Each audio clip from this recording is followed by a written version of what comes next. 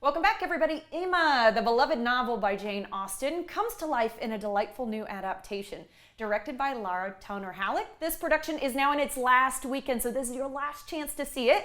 She and Sarah Chung Dickey, who plays Jane Fairfax, are joining us today to tell us more, and we're happy to have them. Y'all, good morning. Good morning. Thanks so much for having us. Yes, good morning. Thank you. Of course. Laura, we're going to talk to you first. Tell us a little bit about this show. And of course, I think the first question people have is, how similar is it to an adaptation I already know, or the book? Sure. So Jane Austen, acclaimed Regency novelist who I adore, has had her work adapted many times, from really faithful adaptations to Clueless, and which is of course so much fun. True. And I love it. But this is kind of all the characters are there, but it's a fast-paced, screwball, feminist-forward, really fun new adaptation. Okay, I'd love to hear that because I'll tell you, I tried to read Pride and Prejudice. I couldn't get through it. Too Regency for me.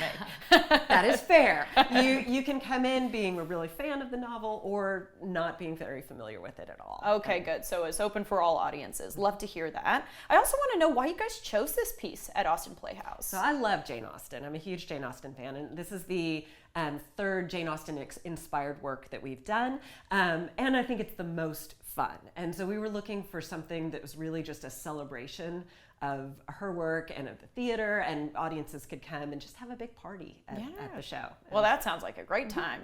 Awesome. Okay, so Sarah, talk to us about your role as Jane. I think, for example, folks who haven't maybe read the book or seen a very faithful adaptation, they may not understand who your character is. You probably can't give everything away, but can you just talk to us a little bit about your character and their motivations? Of course. So Jane Fairfax kind of serves as the foil for Emma throughout this show. Like Draco Malfoy. In a sense, she's not super villainous. In Emma's mind, she is.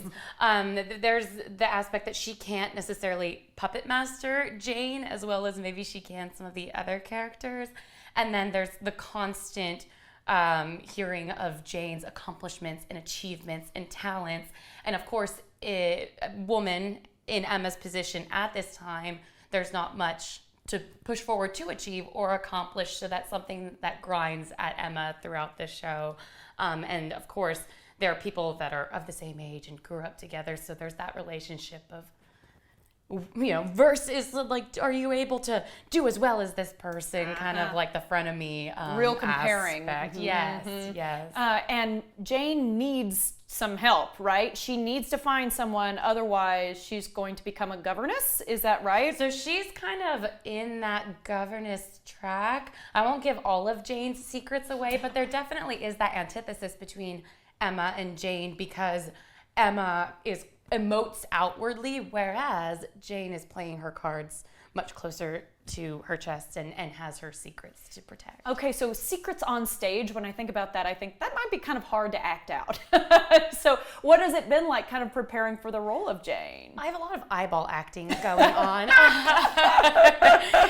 Got really good at the facial. Absolutely. Okay. There's some side-eye and some wide-eyed. And no, but it was really interesting preparing for this role, because as an actor, I'll always go through and see what other people say about my character. And man, Emma just really does not have a lot of nice things to say about Jane. So going back through the novel and kind of referencing that was a little bit more helpful on kind of a more grounded approach to Jane, and not the, as Emma very much says in the show, Jane Fairfax approach that there is in the play. Grinding her hands. Okay. I want to hear, because we're heading into the last weekend, kind of what reactions have been. What have you been hearing from the audience from this screwball kind of approach to this story? Has it been fun? Oh, I will say this has been one of the most fun shows to not be in a scene, to be backstage, because we're all huddled together and listening and wondering, oh, this bit that this actor does so well, are they going to laugh uproariously like last night? So comparing kind of how the audience will react is a lot of fun. There's been a moment where Harriet Smith has a really fun line, and often the audience will stop and applaud. Really? And we're backstage like, yes, she did it. She got that big applause. And I'll spoiler alert and say there's a character played by a puppet, And that's always what we're always at the curtain backstage, like, how are they going to react to this moment? And it's always with delight and joy. So Certainly wasn't in the book, so I'm hearing certainly not. modern adaptation. Okay, I want to make sure I ask Laura that how tickets work here in our last minute, because I want to make sure people have the opportunity to see y'all before the end of your last weekend. Sure, and we're a fairly intimate space. We seat about 120, and we have reserved seating, so we really recommend reservations in advance. Sunday is pretty much full of this weekend, but we still have some availability for the other nights. Okay, the other nights, everybody get in there while you can. Y'all, thank you so much. Break a leg. Thank you. Thank you. Don't miss Emma at Austen Playhouse for its final weekend. Tickets are on sale now. As you heard from Laura, get them in advance at austinplayhouse.com.